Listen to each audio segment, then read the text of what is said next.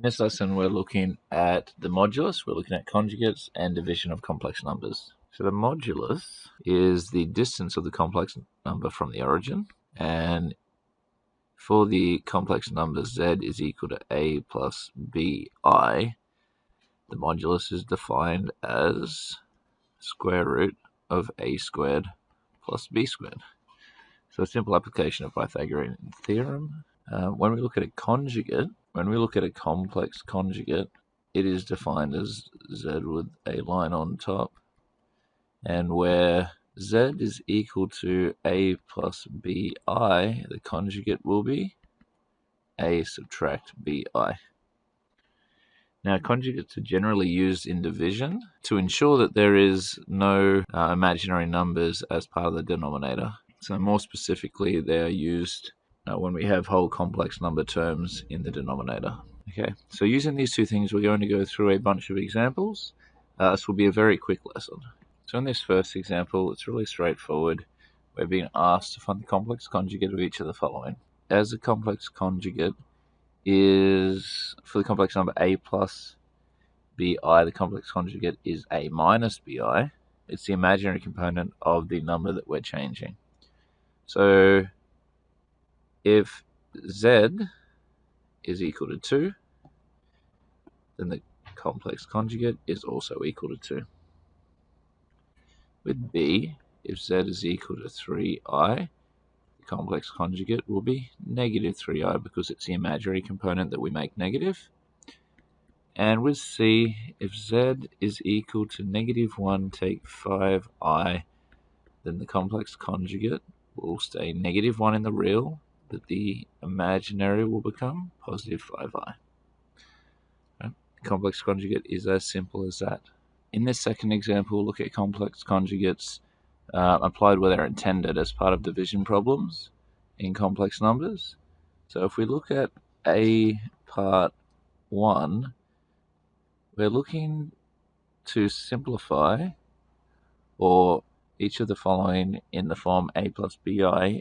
In other words, we're trying to get the complex component off the denominator. So we have 1 over 3 subtract 2i. The issue is this 3 subtract 2i on the denominator. Now if we multiply by the complex conjugate on top and bottom, we get 3 plus 2i over 3 plus 2i. On the denominator now, we have a difference of perfect squares. So on the numerator we have 3 plus 2i. On the denominator we have 3 squared subtract 2i all squared. So numerator stays the same, but 3 squared is 9, and 2i all squared is 4i squared. Now, of course, we know that I squared is negative 1, so we add 4. And we end up with a rational denominator, 3 plus 2i over 13. Now, we could say if we wanted, and I don't really want to define a rule for this, if we have 1 over a plus bi, that's the same as having a minus bi over a squared plus b squared. And so it's always going to work that way. When we look at the second one, part A2, we have 4 plus I over 3 subtract 2i. And when we multiply by the complex conjugate on top and bottom, we have 3 plus 2i on top and 3 plus 2i on bottom. And so now we've got an expansion of brackets. And on the denominator we have 3 squared plus 2 squared. So on top we have 12 plus 8i plus 3i and plus 2i squared. Of course we know that I squared is negative 1. And it's all over 9 plus 4, which is 13. So we have 12 take 2, which is 10, and 8i and 3i, which is 11i, all over 13. Now when we look at part B, and we have 1 plus 2i all squared over I multiplied by 1 plus 3i, the smart thing in this situation would be to expand and simplify first. So on top it's a perfect square, so we have 1 squared plus 2 times a times b, so that means we've got plus 2 times 2i, and then plus 2i all squared.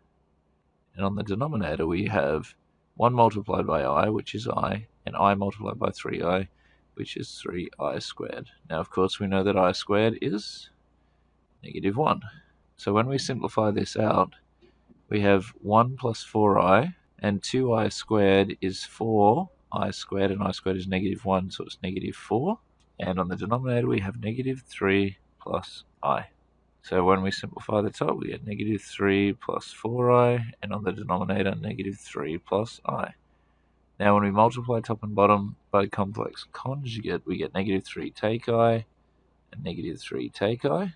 And that means we have -3 plus 4i multiplied by -3 take I over -3 squared and 1 squared. So we have 9 plus 3i, take 12i, and then subtract 4i squared, where I squared is multiplied by -1, so add 4. And on the denominator we have 9 plus 1, which is 10. So 9 plus 4 is 13. 3 subtract 12 is -9, all over 10. And there's our simplified form for part B. Now with each of these, you could split them apart. So for the first one, we could say that this is 3 on 13 and 2 on 13i. So that puts in that a plus b form. For the second one, that would be 10 on 13 plus 11 on 13i. And for the third one, we would have 13 on 10 and subtract 9 on 10i. So we can see that we can manipulate them into that a plus bi in every occasion. Okay, so while this is a complex skill, it's quite specific, so practicing this skill now will just constitute going through these processes. And that is our introduction to the modulus, complex conjugates, and division of complex numbers.